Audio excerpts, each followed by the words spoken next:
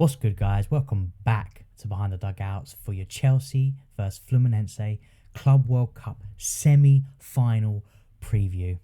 Now, I don't know about you. I think based on the factors going into this tournament with the incredibly long season that a lot of these players have gone to get to the semi-finals is a lot further than, we would initially have thought. The beginning of this tournament, we were saying that if we got to the quarters, we would have, had a pretty good tournament. But look where we are now, in the semis, facing Fluminense, another South American side.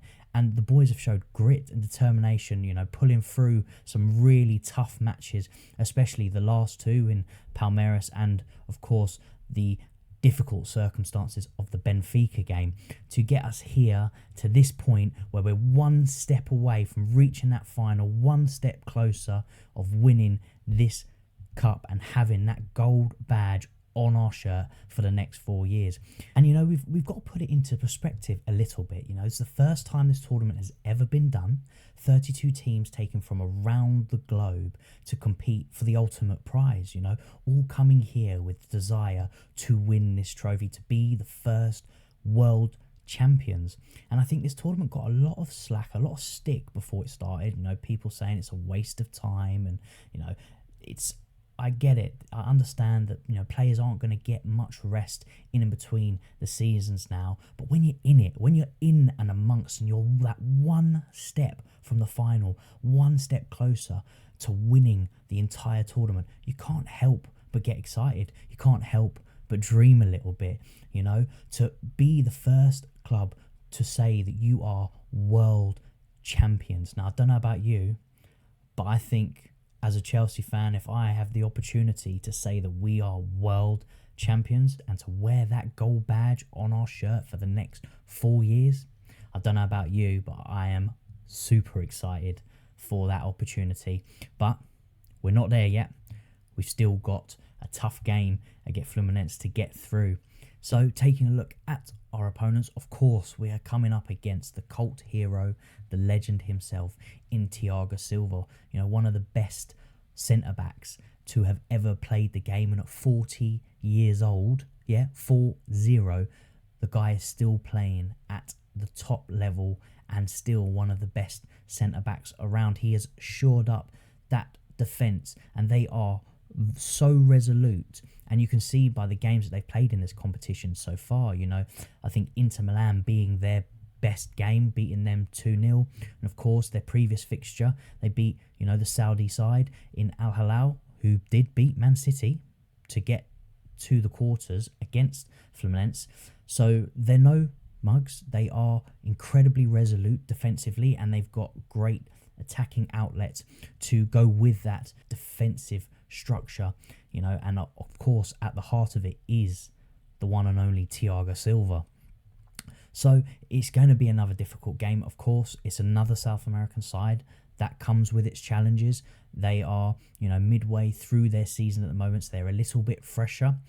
They have, the flair to go with them. They're fiery. They're going to be, well up, well organised. So there's going to be a very difficult game for Chelsea. They're not going to be no pushovers, but I do think we have enough quality in the side to get through them. We've obviously got the return of Moises Caicedo, who served his one-match suspension, and he's had an exceptional season for us.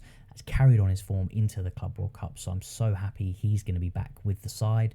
We will, of course, be missing Levi Colwill and Liam Delap due to them picking up a yellow card in the last game. They have to now serve a one-match suspension. And Maresca alluded to in the press conference that Romeo Lavia is still not going to be fit. He missed the last game due to injury, and he's still not going to be ready for this one. But I'm not too worried. In that situation, we did seem to find a solution with Andre Santos, and Maresca said it himself in his press conference. So on that side, I think we are covered. And midfield is one of those areas that we are stacked in. Caicedo, Lavia, Asugo, Santos and Enzo. So we are covered regardless who's going to be out or injured. Now, moving into the starting 11, this is what I think Maresca will go with in this match.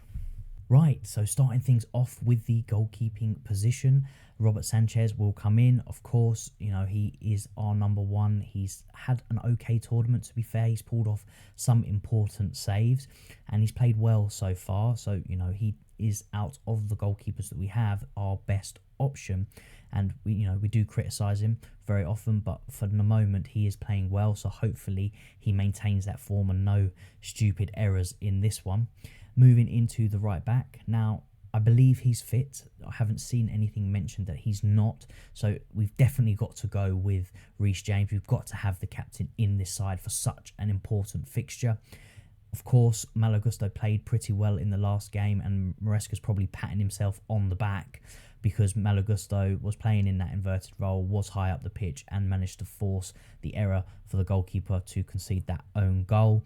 So, there is the case that because Reece James did pull away injured, that he may play Malo Gusto, but for me, it has to be Reece James all day of the week if he's fit and ready to go.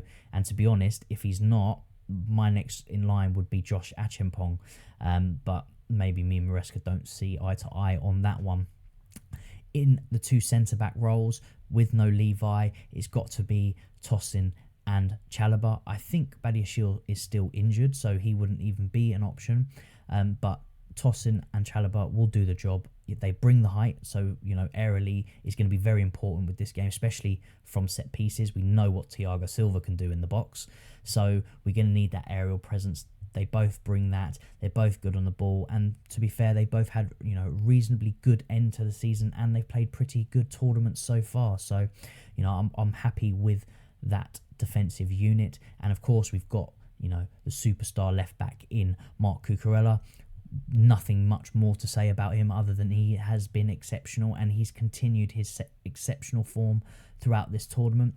Main starter, mainstayer in the squad, and I think he's going to be vital in creating those attacking moments for us going forward and just mopping up everything defensively. Moving into the pivot now, of course, first name on the sheet got to be Moises Caicedo, but to partner him, I'm going to go with Andre Santos for this one. Maresca alluded in his conference that we've found an option to replace, Andre Santos in there to play that Moises Caicedo role. He did that against Palmeiras in the last game because Reece James had to come off injured, and he played a really, really good game. And Maresca has seen that and, has praised him for that. And I think he's going to go with the same again, but playing him alongside Moises Caicedo, which then leads to me putting Enzo further forward into that sort of 8/10 role. And I think those three in midfield are going to be vital in this game. And if we can control this midfield, we will dominate this game. And I think those three are going to be vital in controlling that. Enzo, again, he's improving game after game. He's getting more involved, more assists, more goals, and he's just elevating the team with his performance. And he is obviously the vice captain as well, so he brings that added leadership. We're going to need that grit and determination, which he does provide. So definitely those three are going to be vital for this fixture. Then looking at the wide players, I think he's going to go with Pedro Neto on the right hand side. Pedro Neto, another player that is having a brilliant tournament, probably one of our standout players, and he just looks like he's getting better each game. The confidence he's got, the wanting to take on players, he's putting in some good crosses, he's coming up with the goals. He's going to be very important in terms of us when we're turning over the ball to attack quickly, break and just isolate his fullbacks to create those attacking moments for our striker or for himself. And then moving into the left hand side, Cole Palmer. Cole Palmer had a great game last time out against Palmeiras. Glimpses of what the Cole Palmer from before, and I hope he's going to maintain that into this game. He is going to be our biggest creator. If he is on it, he's always good for a goal. He's going to create chances for the striker, for Pedro Neto, for Enzo himself. He's going to be important in our attacking play. Everything really runs through Cole Palmer. If he's on it, Chelsea just tick. Teams know that. That's why they've tried to mark him out of the game so many times. And I hope and I feel that he is slowly gaining that confidence back. I mean, the way that he took that goal against Palmeiras, the turn, you know, the strength to hold off the players, and then just the audacity to just tidily put that ball into the bottom left hand corner for that goal. It was just beautiful. It was just pure Cole Palmer. It's just what he does, you know. That's what we expect him. That's what he is known. Just that cool, calm, and collective player. Nothing phases him. And I hope that was the turning point where he now hits his stride again and starts getting back into that, you know, that reign of form that we saw under the Pochettino era, and as well at the beginning of Maresca's season last year. Up front, now I was originally going to put Nicholas Jackson up front, you know, being that João Pedro had only just joined us. He was, you know, chilling on a beach before we bought him and brought him back into training.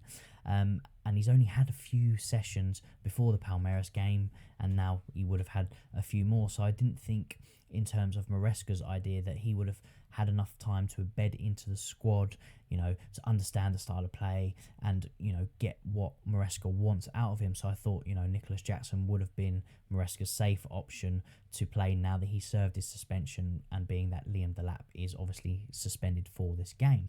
But in the press conference, a reporter asked him a question on the striking positions and the fact that Liam Delap was now suspended, and rather than leading with Nicholas Jackson first, he straight up said João Pedro is ready. To me, that strikes that, you know, Maresca, in his mind, he's already thinking about putting João Pedro into this game. Now, I could be reading this completely wrong.